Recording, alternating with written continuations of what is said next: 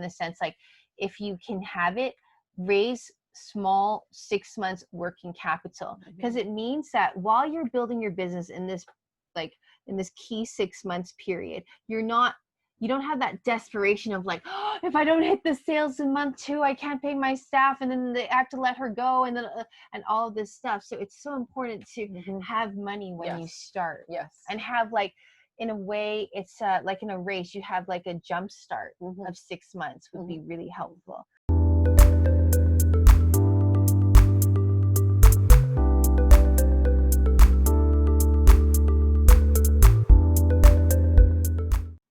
Hello, my name is Stacy Ho, and this is She Means Business. And today I have my favorite mentor and my favorite expert, and she is none other than my mother, Melo Ngai. Ho. Mommy, welcome to the show. Thank you for being my first episode. And you know, Mom, you are a seasoned businesswoman. You have been in business for over 38 years, and you're following Dad and doing business with Dad all these years. And right now you're working on your art project. Mom's working on an art project called With Love Comes Art. Mom, you're also a transformational coach, a pranic healer, and you also do English language coaching, which is you help business executives or, you know, professionals improve their English, and you mentor them, you coach them on confidence, and you coach them on negotiation skills. So today I'm so happy to have you here because I really want to know a few things about you and what's your perspective. So, and you could share it with us here. So, Mom, I was just wondering if you can jump into things and say, like, what is one key thing that all entrepreneurs should know when starting a business? Okay, the big word is patience. If you take an analogy like a farmer, when you start business, you are planting seeds. And these seeds will take time to grow. So be patient, nurture, water it, love it, and watch it grow. And it might take a season, it might take 2 seasons before you get a really wonderful crop. So be patient. As long as you never give up, you know, you will get there. You will succeed. Certainty. I think that point really helps me as well, because we're very used to like this microwave culture of you do something and you get results, especially when you do small side projects. A lot of people can make their money back really fast, or they get results very fast. And one of the things that I think is very important for entrepreneurs to know is, like, you play the long game. Yes. In everything you do, you think about the long term of things, and you think about building your pillars and your foundations, and you plant the seeds.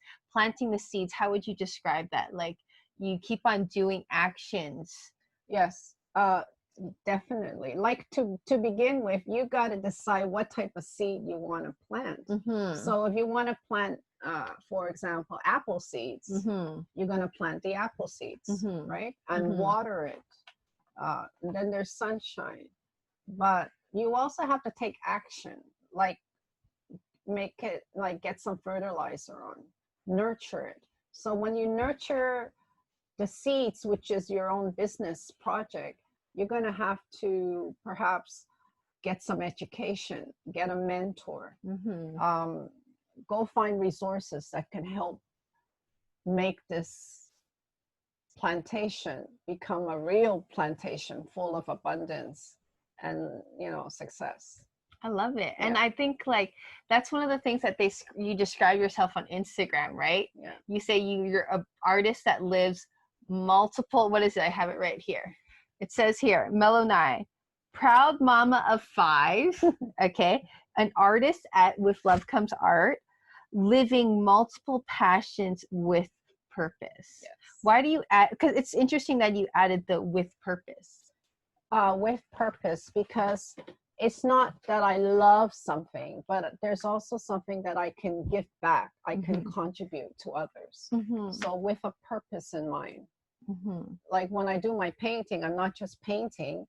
I infuse like things like loving energies and stuff. And my clients tell me they feel warm, they feel comforted, they feel, it's, you know, they just their spirits are lifted up when they see my paintings. So there's that purpose that I do, right?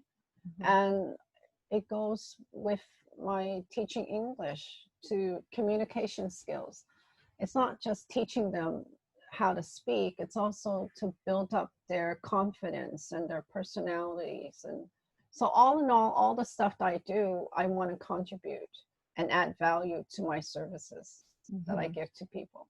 And I think people feel that. And I think that's something that it's a good point for entrepreneurs to know too. It's like, don't just do it for the money. Yeah. Because you could do anything for the money. Yes. And it's about adding value to the society, adding value to the community with what you're doing, either service or producing a good. And Mom, what would you say are 3 things that you'd recommend entrepreneurs to do in order to get started? Okay, first of all, you've got to ask yourself, like, do some inner reflections. Okay, what do I want? Why do I want to start a business, right? And when you find out why you want to start the business, and then you will say, what type of business? So it's very good to go on the internet because it's really very supportive right now. You can Google anything. Oh, by the way, my best friend is Google. Yeah. I Google everything, like, for example, how to start a business on a shoestring budget. You just have to type out those words and bingo, you got a lot of information.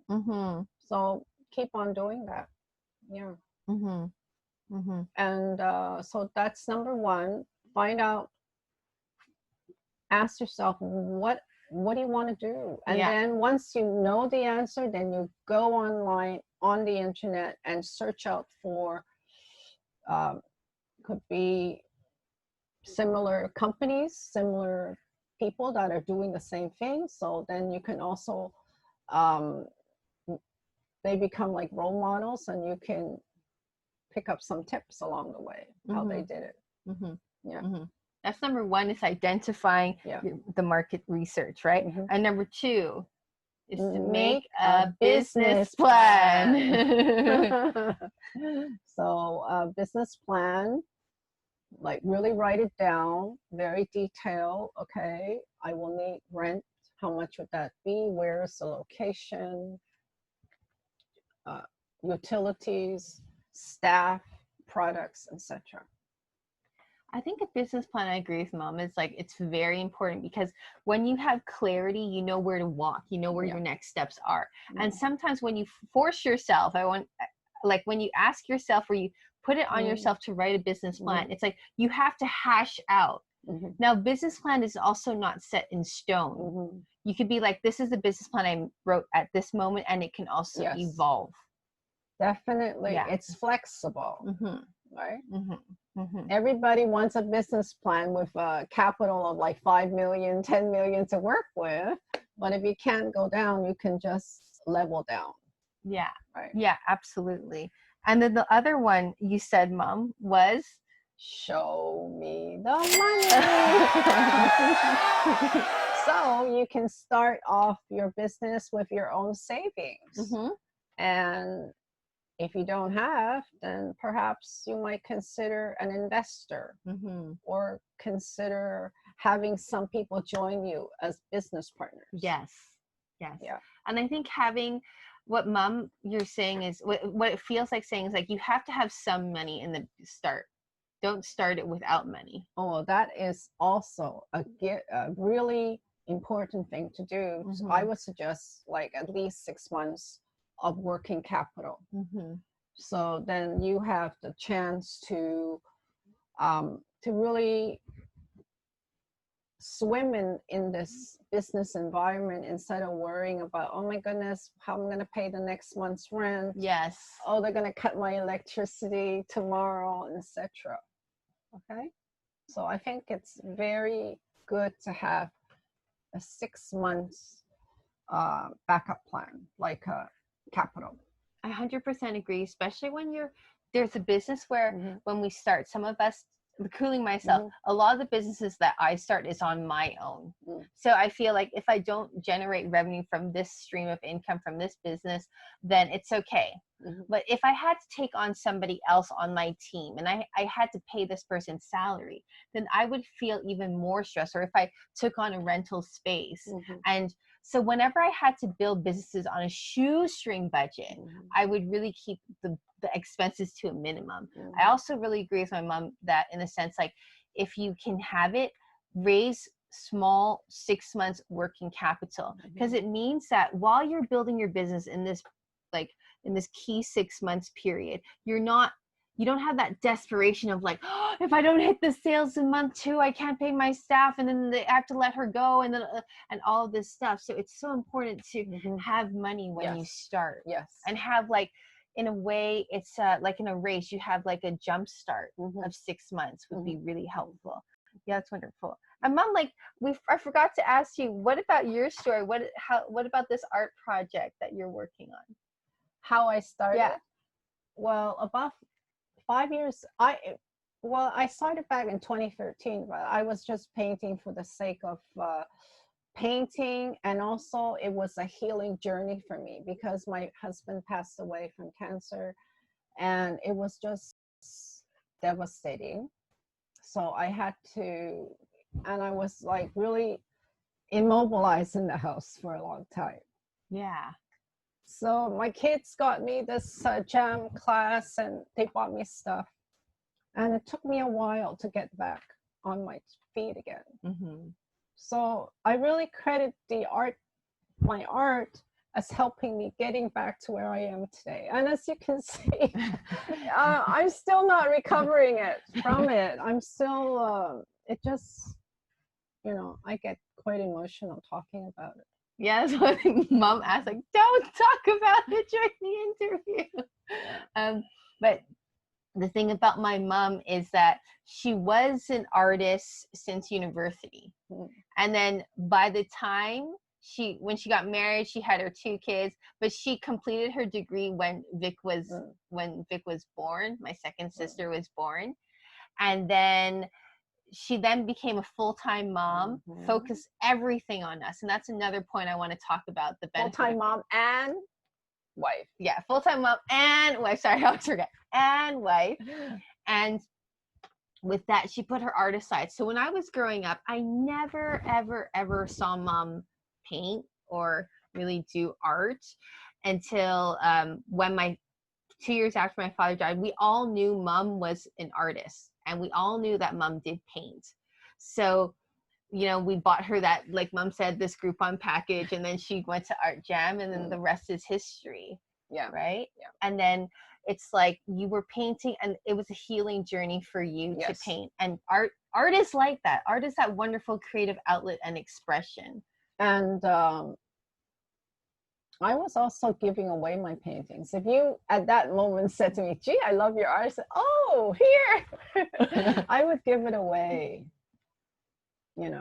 but that. So we accumulated a lot at home. Yeah, but you notice we don't have much right now because I've been giving it away. And also I've been selling some too. Right? So just sharing with the world. So it's like 5 years ago, I met somebody in the bus stop waiting. It was cold winter day in Montreal, windy, and we're waiting for the bus. And this gentleman, he was like in his 70s. We were talking, and he said he was a painter, and I said, wow, me too. And then I said, how many do you have? And he said he had 1,000 plus. I said, oh my God, that's a lot. And he said, would you like to come see? And I said, oh, not today, sorry.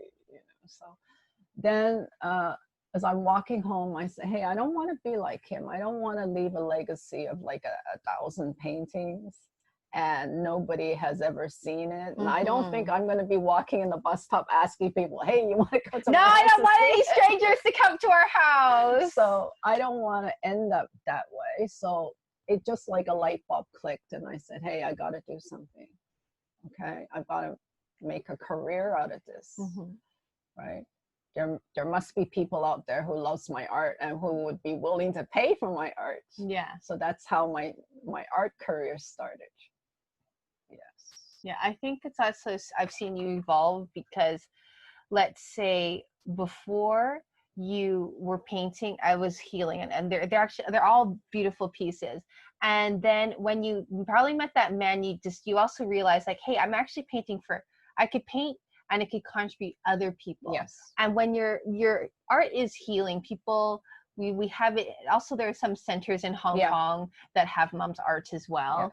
Yes. Healing centers. Donated one. Oh, I donated to Impact HK and also Ultimate United. These yes. are NGOs here in Hong Kong, so they have her art.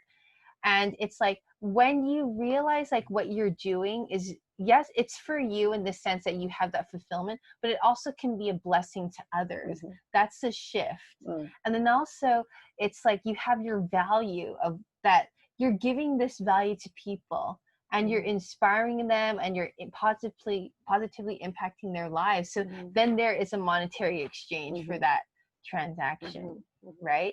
So that's really cool. I'm really excited for you. And I also, what my mom's been doing is she's been contacting different places to put her art on concession, which I think is such a good idea too. So that was a good marketing idea. And that's in a way, because as an artist, you can be like that man, like you have 1,000 paintings at home, but how many of us, including myself, when I hear the story that you shared, Mom, it's like, how many creations do I have inside of me that I just keep to myself? But actually, what if I shared it with the world? I'm sure, well, I don't think you should go to his house because that's so scary. Ladies, don't ever do that. Like, that is like Paul Bundy kind of action. No, but like, he could have been really innocent. He could also have been a serial killer. I'm really proud of you for not going. On the note that we must, his story is actually quite captivating because it just wakes us all up like it waked you up. Yes. Like, I don't want to be 80 years old and I have like 1,000 things that are in my house that nobody sees all my creations. Or I'm 80 years old and I had all these business ideas, but I never took them to market. I never took them into fruition. And I feel pretty sad about that. And you know what also I'm doing? I'm lending people my paintings to decorate their businesses. For example, my hairdresser now has like 12 of my paintings. Okay, hair access. Salon in Jim Sajoi has that.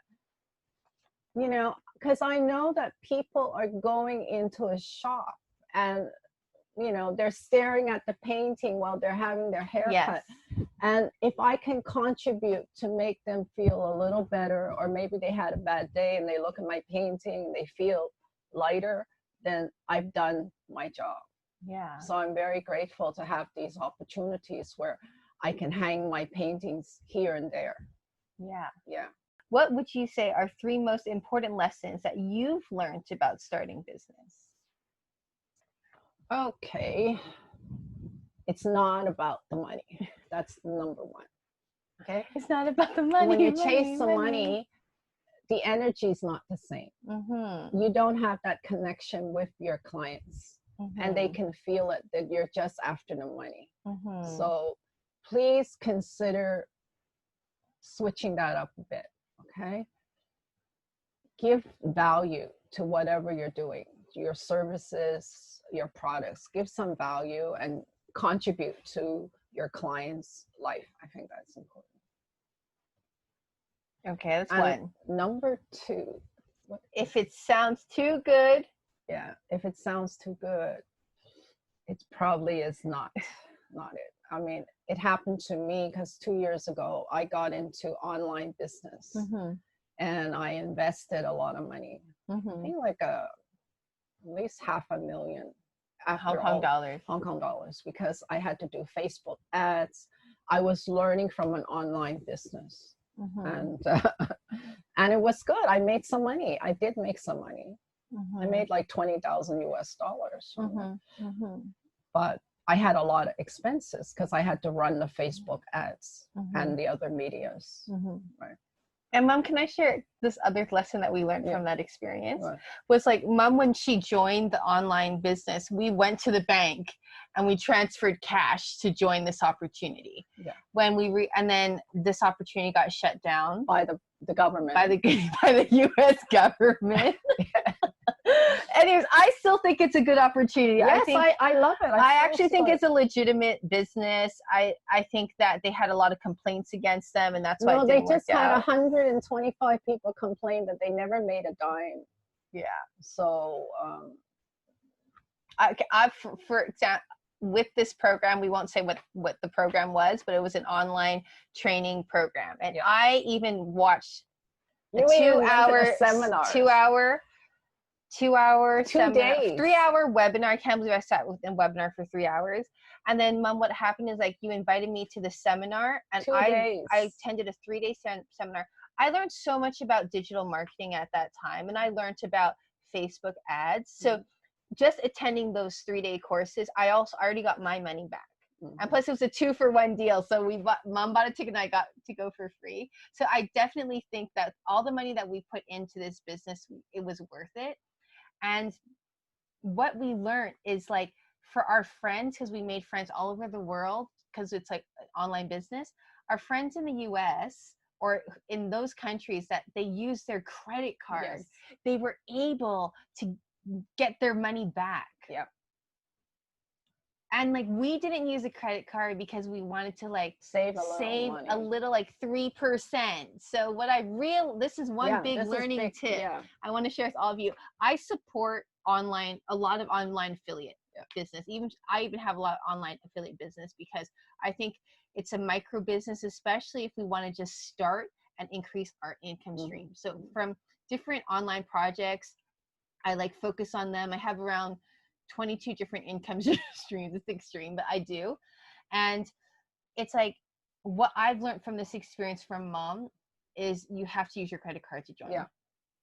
Because there is some insurance in that. Yeah. Don't save have 3%. Insurance. If you're scam, you can ask the credit cards to get back your money. Yeah. You can file with your credit card company and then you don't have to pay. For us, once the company closed, we lost the opportunity to earn back our money. Yeah. Right.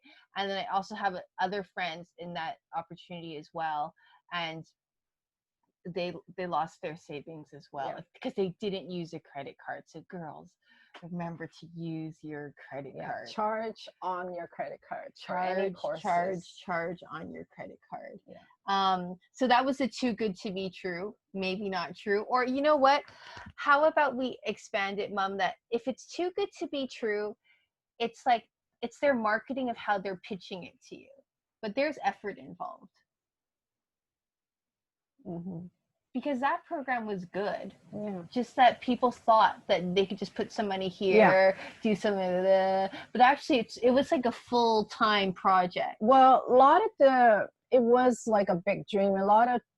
They target a lot of retirees. So a lot of people over 60 bought it. Baby boomers had money to go. And most of them spend like $60,000 to go on to the top level, which is diamond. And they didn't do anything. Yeah, because there's a learning curve. There's action. You need to do action. Learning curve. My mama hired somebody to work with her through this program and to be the executor of what she wanted, and that's how we got results. So Mom, you did make $20,000 from that, which is awesome. And you were on the way to be one of the top. I was doing well. Yeah. And, for me, it was training for 2 years. It was consistency because I think my children were saying, Mom, we never saw you so dedicated, getting up and oh my gosh, I loved it. 10 o'clock right away on the computer. Right? Yes. It was consistency. Regardless, I made it or not, every day was a new day for me to look at my ads and tweet it and click it and order more ads, stuff like that. Oh my gosh, I have one of my funnest memories of Mom was like in 1996 when she's sitting next to me in Thailand in our office and she's like, Stacy, how do you use the email? So then now, like, I remember waking up in the morning, going to the breakfast table and seeing mom with her computer up, and then you were working it. And as your daughter, I can say, like, that inspired us also. Yes. Like, you working, not okay, whether it's a job or it's your own business, but you working it was like, wow, we all realized, like, wow, you know, mom's got this fire in her, so we should do something too. We should step up as well. Yeah, and I still have a page on Facebook called Online Business Mom. I still keep it. And yeah, you never have know. Over like 5,000 members who like me, and I still, you know, try to inspire people, put up some posts. And there's a lot of people out there who would love to go into business, but you just don't know how. Exactly. Yeah, so I'm still posting regularly there. Yeah. I think that's really wonderful. And then what you say here, number 3, is your listen to feedback. Yes. You know, don't think I know everything. You know, I know for sure I don't know anything. No, not everything, you know. So always be open to listening to criticism, open to ideas. If you find a mentor, he might suggest you do certain things. And there's a lot of material out there on the internet that you can go. And always don't be afraid to ask for help, right? You'll be surprised. A lot of people are willing to help you, including us. Yeah. Okay. And then Stacy's starting this podcast about business. So please tune in. I'm sure she's going to be a great help to you. Shameless plug for my mom. But yeah, if you have any questions, just email us in. Yeah, we just contact details will be below. Yeah. But it's like, always ask, I think. Yeah. Don't be afraid to ask. My dad always taught me about this. There's this Chinese saying of like being an emperor and closing the door, or being the emperor in a closed room. Because when you're an emperor in a closed room, you don't know what's out there. You think that you're the best, but actually, you know, you've closed all of your doors and you can't hear. And that's really dangerous. Yeah. And Mom, can I ask you a last question? Is Mommy, like, what advice would you give to women wanting to start their own business? Is it worth it? Yes. I think this is the best time to start a business because you got so much help and support online, and most of the material are free online, right? So, and also because I had the experience of working outside for people and also being an entrepreneur. I think entrepreneurship is wonderful because you get to choose the time to spend with your children. You got time. You can go to their dance recitals, school projects, meet the teachers. All these, you got time, right? Because you're your own boss. Yeah. So this is a great thing. I'm really grateful. Like, moms never missed growing up. You've never missed a recital, a performance, a teacher's meet and greet. Or my mom was the type of mom who volunteer, who come out on field trips, like school field trips. And that's the flexibility that having your own business can have. I'm not a mother yet, but I want to be the type of mom who's 100% full on.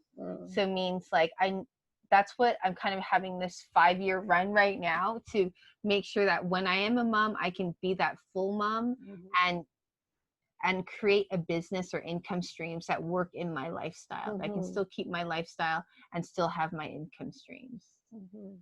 So yeah, that's really great. Mom, you have been so wonderful on this show. Thank you so much.